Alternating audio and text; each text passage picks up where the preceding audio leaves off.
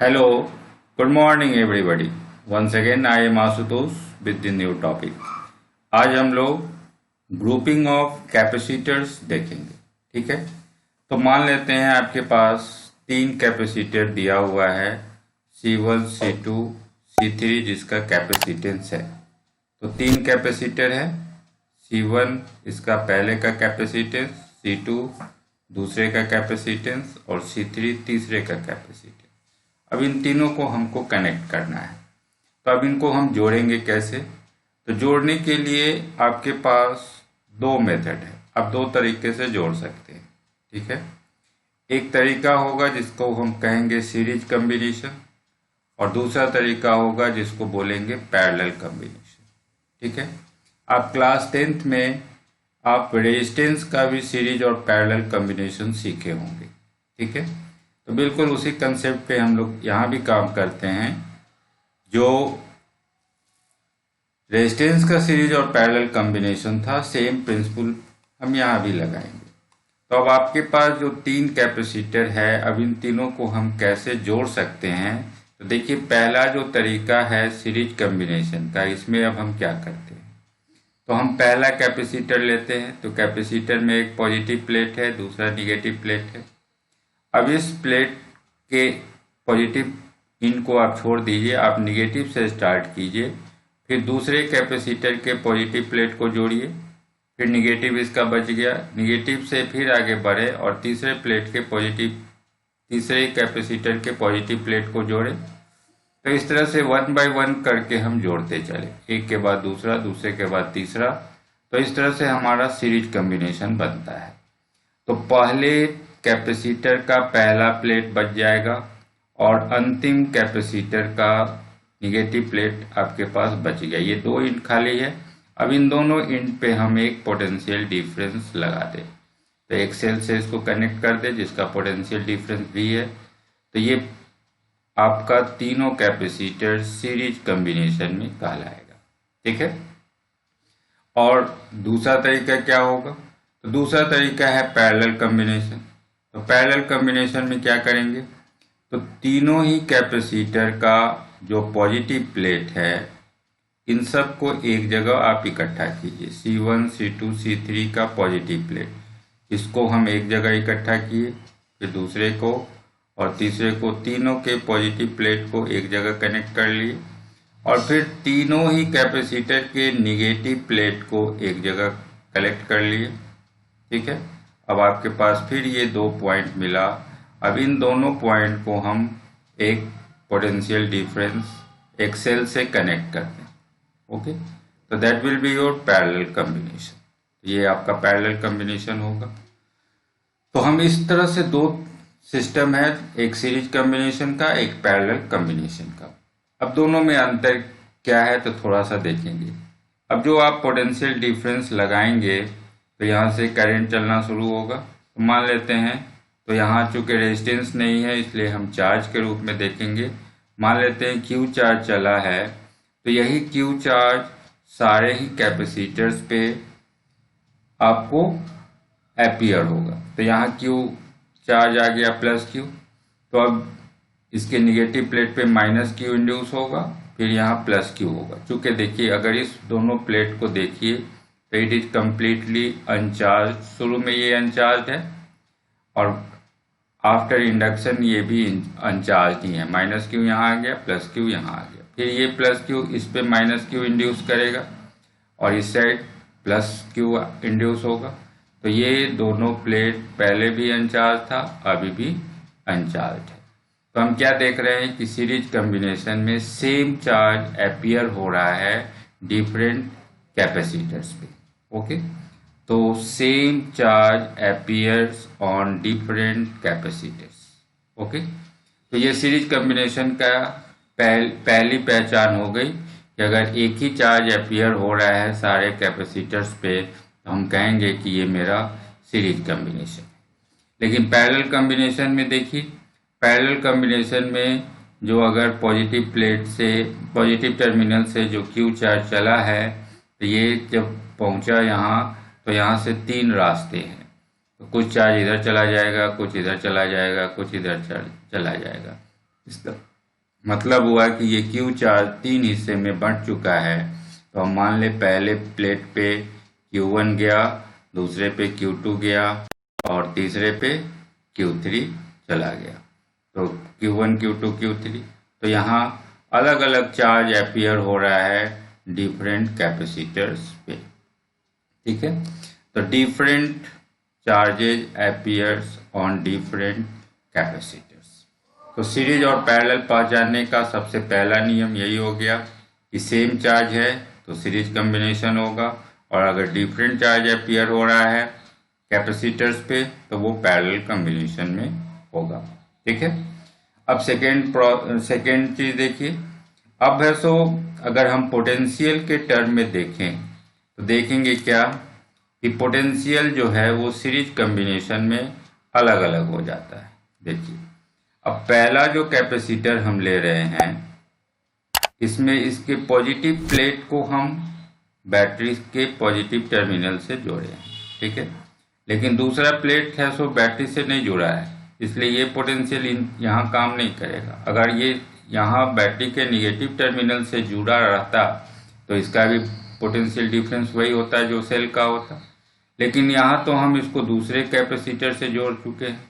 दूसरे कैपेसिटर का दोनों पॉइंट देखिए, पहला एक पहले से जुड़ा है, एक टर्मिनल दूसरे से जुड़ा है, तीसरे से जुड़ा हुआ है।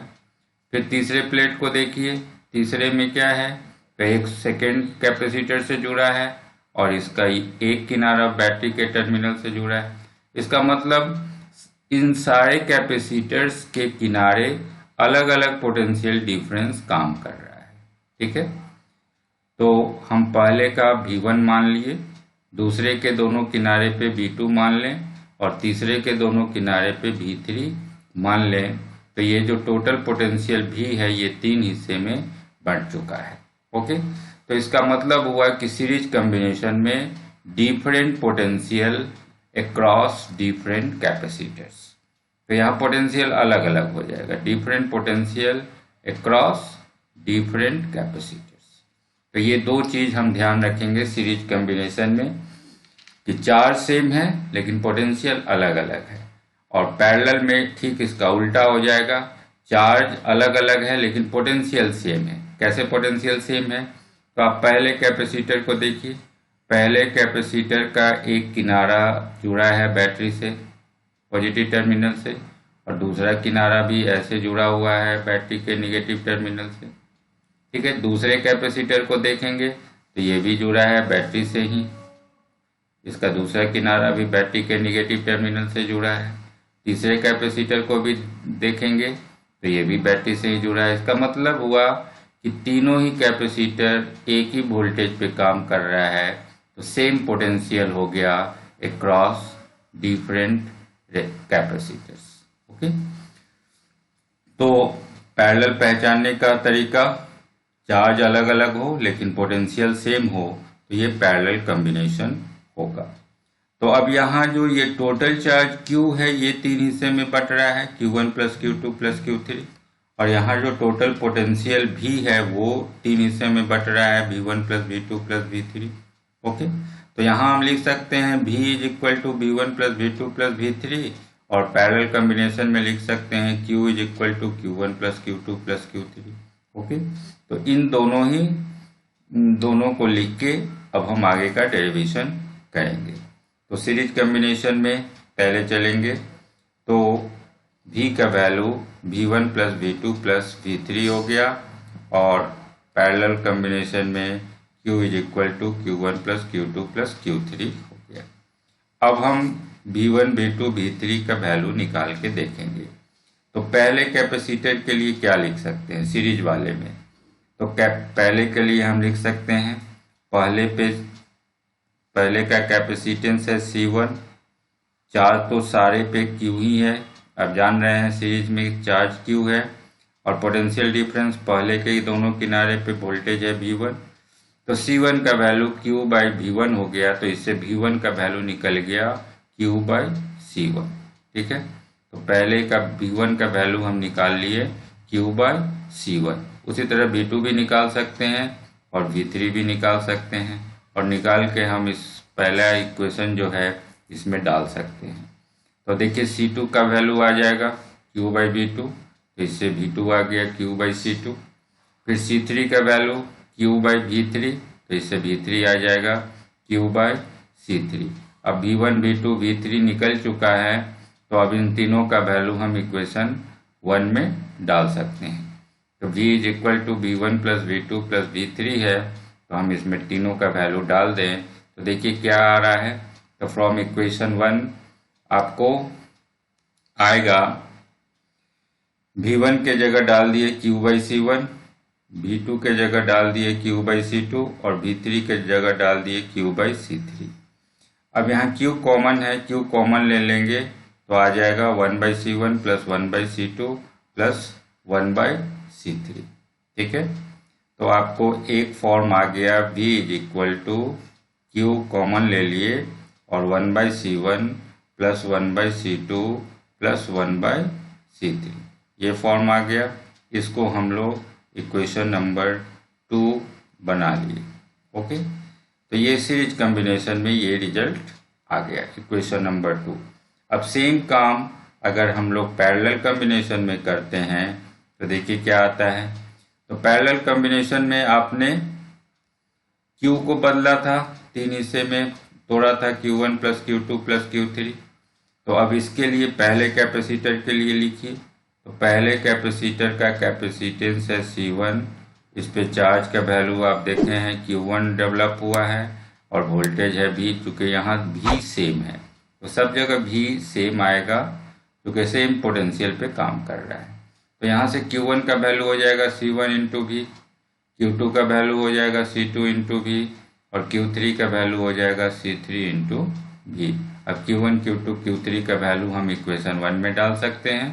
तो 1 में डालेंगे तो हमें Q का वैल्यू क्या मिलेगा, Q का वैल्यू मिल गया,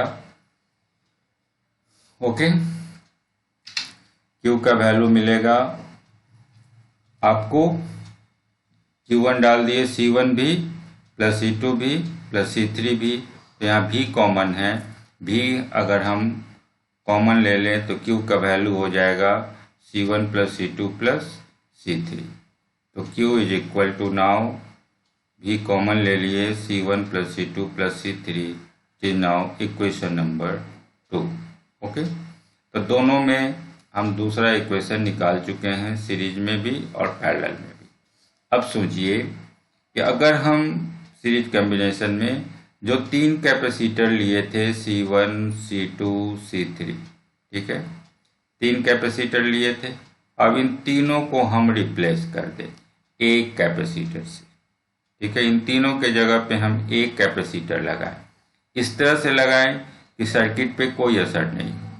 कोई असर नहीं हो इसका मतलब कि जो वोल्टेज आप वहाँ लगाए थे भी वही वोल्टेज यहाँ लगा दीजिए। ठीक है, और जो चार्ज वहाँ चला था Q वही चार्ज यहाँ भी अपीयर हो Q। तो हम क्या बोलेंगे, हम बोलेंगे कि this single capacitor is the equivalent capacitor of these 3। तो इस तीनों का ये एक सिंगल इक्विवेलेंट कहलाएगा, इक्विवेलेंट कैपेसिटर। ओके, सेम काम हम पैरेलल में भी करें। आप 3 पैरेलल लिए थे C1 C2 C3, 3 parallel capacitor लिए थे, इन तीनों को कनेक्ट करके अगर हम इन तीनों के जगह पे एक ही कैपेसिटर यूज करें, एक कैपेसिटर ले लिए, इस तरह से यूज करें कि सर्किट पे कोई असर नहीं हो, mean same potential difference is applied, वही पोटेंशियल डिफरेंस लगाइए और जो चार्ज यहाँ चला था वही चार्ज यहाँ भी चले, तो हम क्या कहेंगे, कहेंगे कि ये जो सिंगल कैपेसिटर है वो इन तीनों पैरेलल कैपेसिटर्स का इक्विवेलेंट कैपेसिटर। ठीक है, तो ये इक्विवेलेंट कैपेसिटेंस का कंसेप्ट है कि हम तीनों को रिप्लेस करें, इस तरह से 3 या जो भी सर्किट में दिया है उनको रिप्लेस करें एक सिंगल से, इस तरह से कि सर्किट पे कोई असर नहीं हो, जो वोल्टेज है उतना ही रहे, जो चार्ज है उतना ही रहे। ठीक है, तो इस सिंगल कैपेसिटर के लिए अब हम क्या लिख सकते हैं, इस सिंगल कैपेसिटर के लिए अगर आप लिखेंगे तो इसका कैपेसिटेंस C का वैल्यू हो जाएगा Q/V। चार्ज है Q और वोल्टेज तो वही जो आप पहले लगाए थे, तो C = Q/V लिखेंगे तो यहाँ से V का वैल्यू आ जाएगा Q/C। ओके, तो यहाँ V का वैल्यू Q/C आ गया। ये इक्वेशन नंबर 3 बन गया। ठीक है, सेम काम हम पैरेलल कॉम्बिनेशन के लिए करें तो यहाँ C का वैल्यू क्या लिखेंगे, सेम चीज़ लिखेंगे। C का वैल्यू Q/V होगा, तो यहाँ हम Q को बदलेंगे Q = CV। यहाँ Q = CV चूँकि हमको दूसरे इक्वेशन से रिलेट करना है। यहाँ Q का वैल्यू हम निकाले हुए हैं, तो यहाँ Q = CV लिखे, और सीरीज में हम चूँकि V का वैल्यू निकाले थे इसलिए यहाँ भी हम V के फॉर्म में लिखे हैं। तो यहाँ भी दूसरे और तीसरे इक्वेशन को कंपेयर कर लें और पैरेलल में भी दूसरे और तीसरे इक्वेशन को कंपेयर करें, तो देखते हैं क्या आता है। तो अगर हम सीरीज कॉम्बिनेशन में कंपेयर करेंगे तो देखेंगे दोनों के LHS में V है, तो RHS इक्वल हो जाएगा। तो इधर से आएगा Q/C और इधर से आएगा Q 1/C1 + 1/C2 + 1/C3। तो फ्रॉम इक्वेशन 2 और 3, दूसरे और तीसरे इक्वेशन से, तो LHS में आ गया Q/C और RHS में आ गया Q 1/C1 + 1/C2 + 1/C3। Q से Q काट दीजिए, तो 1/C = 1/C1 + 1/C2 + 1/C3। ये इक्विवेलेंट कैपेसिटेंस का फॉर्मूला आ गया। 1/C = 1/C1 + 1/C2 + 1/C3। अब आप ध्यान देंगे कि ये जो रेजिस्टेंस का पैरेलल कॉम्बिनेशन का फॉर्मूला जो आप 10th में पढ़े थे, 1/R = 1/R1 + 1/R2 + 1/R3, उससे ये टैली कर रहा है। मतलब रेजिस्टेंस का जो पैरेलल कॉम्बिनेशन था वो कैपेसिटर का सीरीज कॉम्बिनेशन, यहाँ रिजल्ट उल्टा हो जा रहा है। ठीक है, और सेम काम हम लोग पैरेलल कॉम्बिनेशन में करें तो वहाँ दूसरे और तीसरे इक्वेशन को देखिए। दूसरा में था Q = V C1 + C2 + C3 और तीसरे में था Q = CV। दोनों का LHS QQ इक्वल है, तो RHS भी इक्वल होगा, तो CV को हम लिख सकते हैं इतने के बराबर। तो CV = V × C1 + C2 + C3। तो यहाँ से दोनों V को आप काट दीजिए, तो C का वैल्यू आ गया C1 + C2 + C3। ये पैरेलल कॉम्बिनेशन का रिजल्ट आ गया। तो ये पैरेलल कॉम्बिनेशन। फिर रेजिस्टेंस का जो सीरीज कॉम्बिनेशन आप पढ़े थे, 3 रेजिस्टेंस R1 R2 R3 अगर सीरीज में है तो R1 + R2 + R3 उनका इक्विवेलेंट होता था। तो वही रिजल्ट कैपेसिटर में पैरेलल कॉम्बिनेशन में आ रहा है। तो रेजिस्टर और कैपेसिटर दोनों के ग्रुपिंग का कंसेप्ट एक ही है, लेकिन केवल रिजल्ट उल्टा है। जो रेजिस्टेंस का सीरीज कॉम्बिनेशन है वो कैपेसिटर का पैरेलल कॉम्बिनेशन का रिजल्ट है, और जो रेजिस्टेंस का पैरेलल कॉम्बिनेशन का है वो यहाँ सीरीज कॉम्बिनेशन का रिजल्ट है। ओके, तो उम्मीद है आप ग्रुपिंग ऑफ कैपेसिटर समझ गए होंगे। अब अगले क्लास में हम लोग एनर्जी ऑफ ए कैपेसिटर सीखेंगे, कितनी एनर्जी किसी कैपेसिटर में स्टोर रहती है। ठीक है, और जब हम 2 कैपेसिटर्स को जोड़ते हैं तो एनर्जी का कैसे उसमें लॉस होता है, तो एनर्जी से रिलेटेड टॉपिक हम सीखेंगे नेक्स्ट क्लास में। Okay, that's over for today. Thank you.